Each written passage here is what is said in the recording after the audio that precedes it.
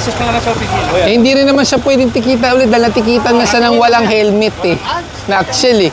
Siya rin pala natikitan kanina. Security.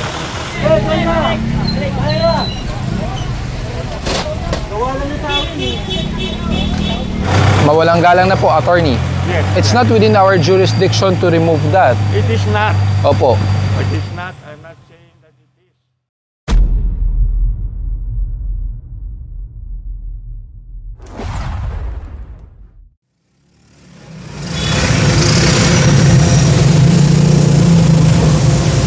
Nasa corner tayo ngayon ng Detroit saka ng New York. So dito sa may Detroit, ito, maraming mga naka-illegal parking. Itong operasyon ngayon or lugar, ito ay bus route. Palabas ito ng Maryland. So bali naghati ang team. Mayroong dumiretso doon, mayroong kumaliwa dito. So magandang umaga sa inyong lahat. Ngayon ay October 21, 2025 at sa oras na 8:40 ng umaga. Nandito ngayon ang Special Operations Group ng MMDA sa pamumuno ni Sir Gab dito sa may Detroit at sakop ng Quezon City at Barangay Pinagkaisahan.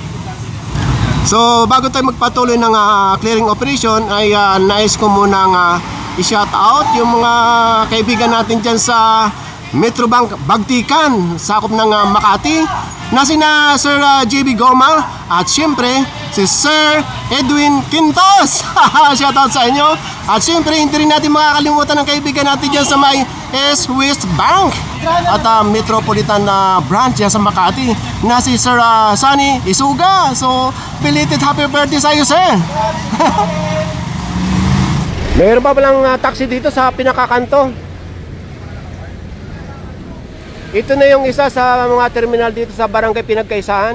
Nasa corner tayo ngayon ng Denver saka Detroit. Ano yung mga barriers na yan? Yung mga barriers. Hi Sir Gab, good morning. Morning. Bukod sa hinatak na ito, mayroon ding nasampang motorsiklo na nakaharang dito sa sidewalk. Dito yung nakuha. Hindi ko po masasagot yung towing fee kasi meron po yan succeeding per kilometer. Pero meron po kayong ticket na worth 2,000 pesos kasi unattended po. Pwede kayo sumama po. Pwede po. Nasa corner tayo ngayon ng Maryland. At mayroong natikitan dito. At mahahatak na yata. Ayun, sa unahan may nahahatak na rin.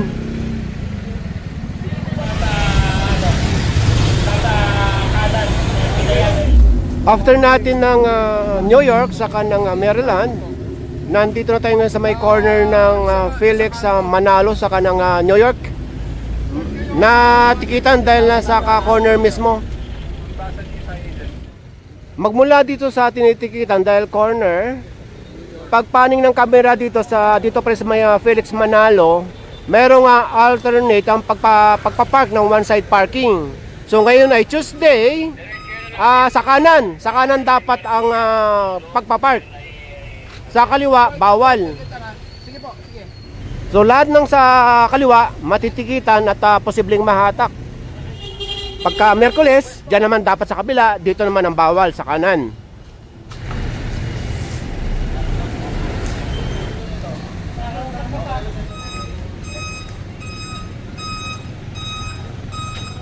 May tatlo pa doon sa unahan.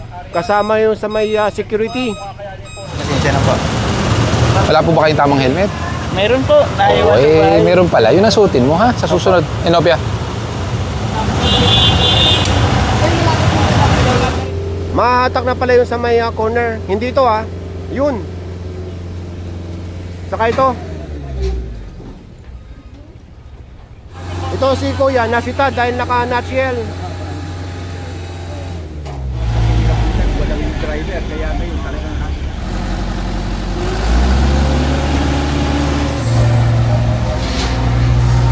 Sama na lang po kayo.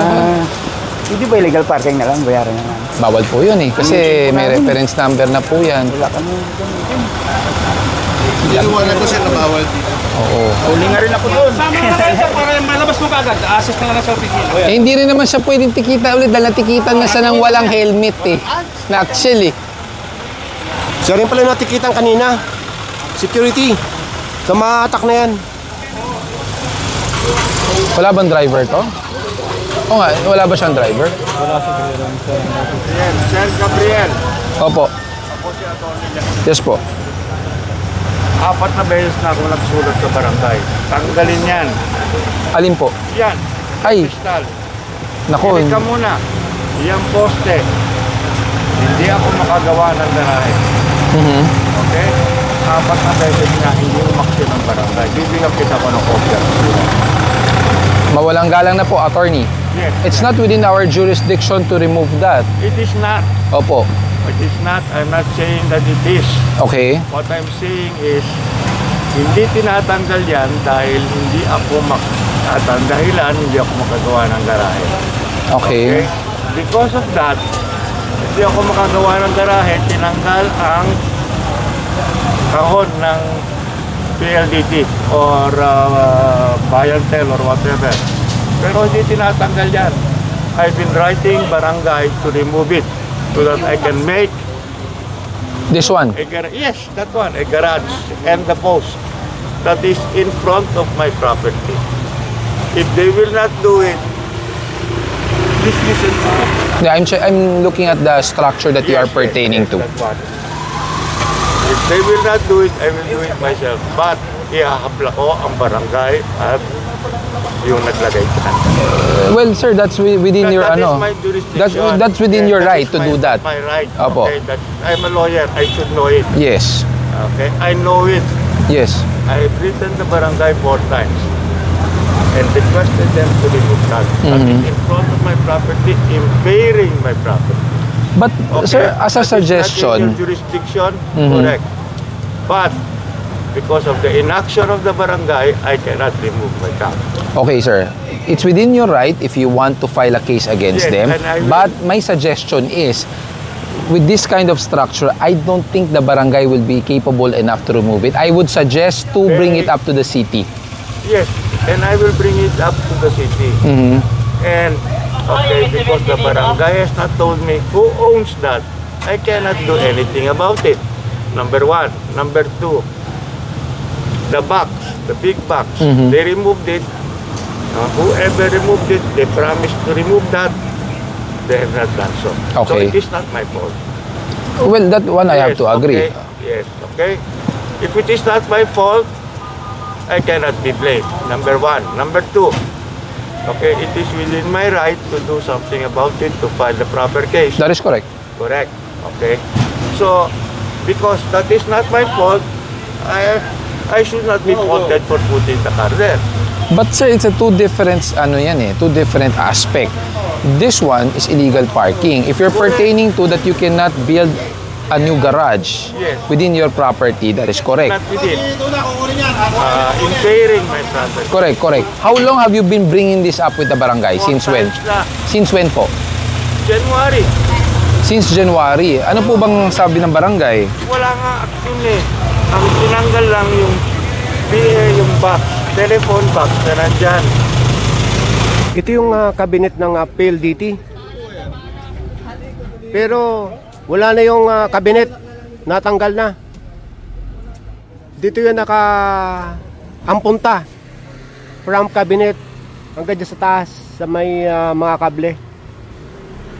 The problem, attorney. That is not your jurisdiction. Hindi po.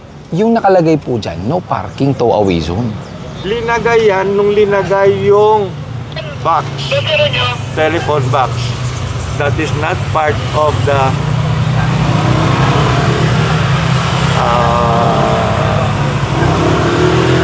putting up of the no parking zone. Linagay yan nung may box. Nung paglinagay yung box, linagay na yan. Well, there could be a reason why tong side na to, no parking at tow away zone. Well, The ordinance That is was towaway in... zone because there was a box.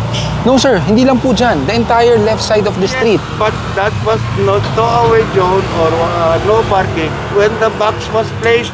And when the box was placed, there was no permission from me.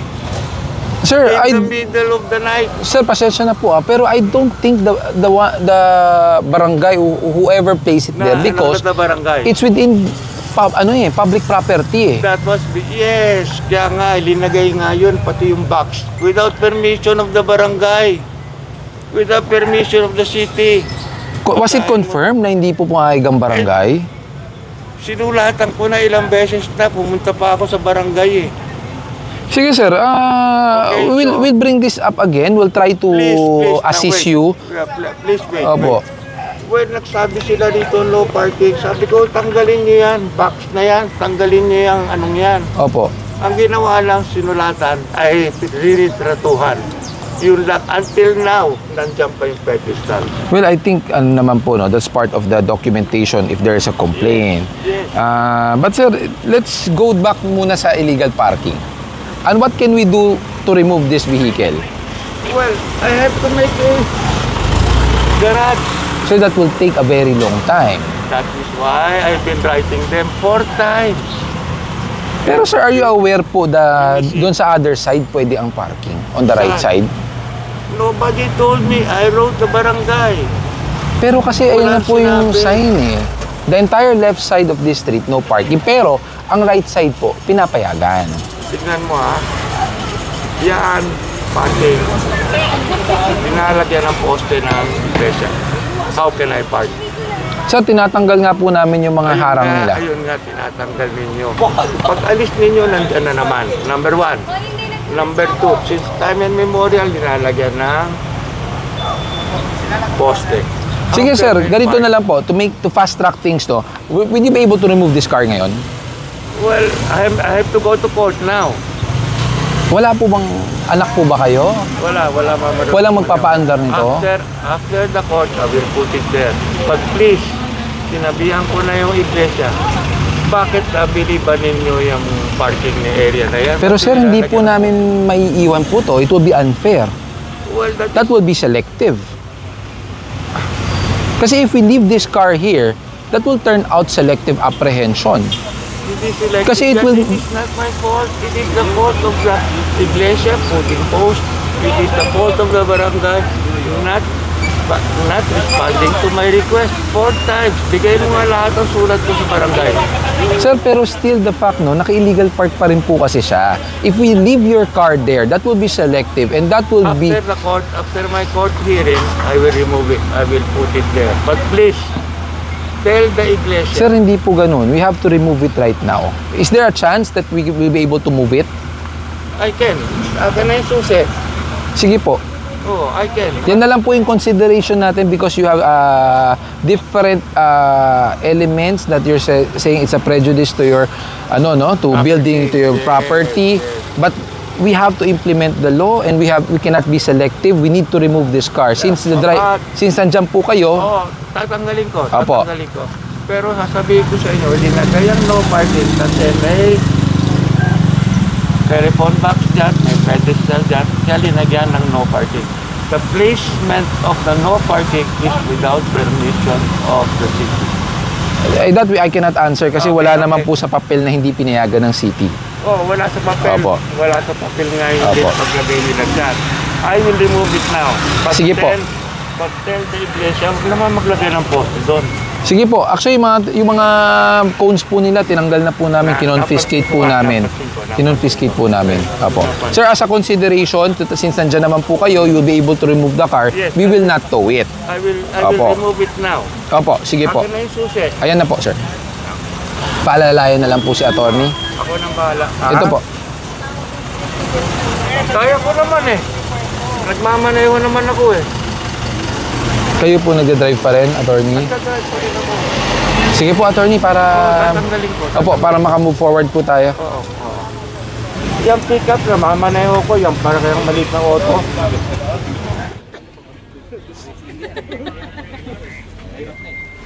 So yun, wala na dito dahil bawal dyan. So dito sa kanan ngayon, pwede siya mag-park. Ngayon bukas, ililipat na naman yan sa kabila, bawal naman dito sa kanan. So ganun ang ordinansa dito. Tara! May nasampa na palang basketball ring dito or board. Dito rin nakuha. Saan nakuha yung board? Dito sa kalsada, sa sidewalk. Sa oras na 9:35 na umaga, nandito tayo sa corner ng Monte de Piedad sa kanang F. Manalo. So dito tayo sa Monte de Piedad at lalabas ng Erod or Rodriguez. After natin sa may Rodriguez, bumalik dito sa may, ito Herman Garcia ito eh. Ito naman ang Maryland. Ito matitikit dahil sa corner. Itong kutsing ito. Nasa Herman Garcia tayo at sako pa rin ng barangay Pinagkaisahan. Magmula dyan sa Skog, dito sa kabila, mayroong hinahatak. Ito, sa kabila, kung titignan natin, kaya tagilid dito dahil flat. Malamang hindi na ito tumatakbo o matagal na nakaparada rito.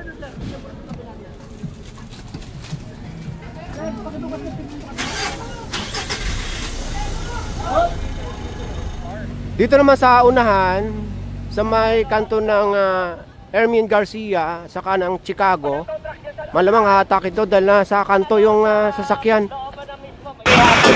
Sa corner. Kasama pa rin natin yung taga-barangay Pinagkaisahan.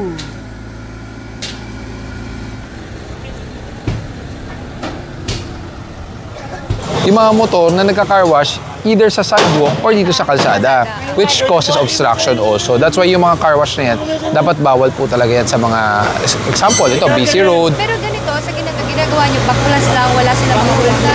Well, it depends, no? Either we charge them with a environmental ticket na mayroon silang multa or we remove the obstruction. Okay, so option na. Yes, well, hindi naman option, no? It depends na lang. Kasi ito, napagsabihan na last time. So ngayon, pagbalik natin, andyan pa rin. So, we remove it na talaga. Yung poste na bakal, nakabaon dyan sa sidewalk. So, ibig sabihin, nakalabas. So, kinumpis kayong poste na bakal dyan, nakabaon sa sidewalk, pati na rin itong tolda. Bakal bakal itong structure na kinakabitan ng lona. Yung mga tow truck.